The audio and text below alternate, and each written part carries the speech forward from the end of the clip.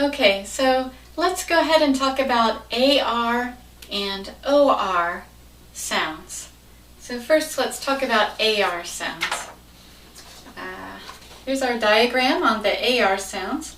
Just to see the pattern, we have two major sounds of AR, and then we have kind of two extra sounds that we'll go ahead and discuss. So when AR is the main sound in a word, we have two choices. It's usually the A sound or the ah sound, as in air or R. Okay, so let's try these words. Just repeat. Very, monetary, guarantee, target, garnish, marketing. Okay, now we have our final two. Simple rule: when AR is the ending in a word, it might be the last two letters, or there might be an extra letter like the ARD ending.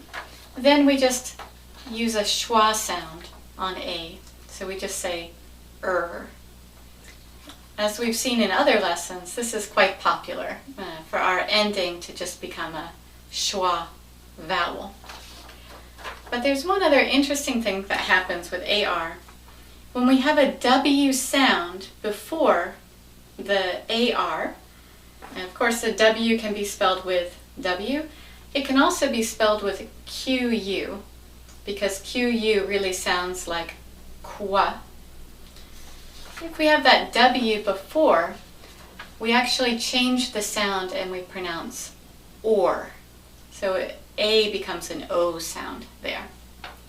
Let's practice these words. Repeat. Familiar, forward, hazard, award, quarter.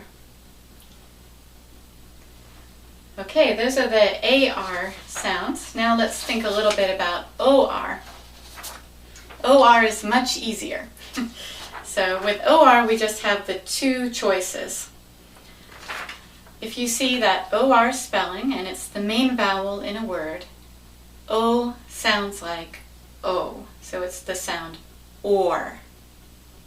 On the other hand, if OR is at the end of a word, sometimes if it's in the middle, so basically if it's the unstressed part of a word, then we'll just use that schwa sound that we use so much. So instead of or, we will say Let's practice all the words in this diagram. Repeat. Source, forecast, information, corporation, author, labor, visitor. Okay, so that completes our lesson on AR and OR sounds.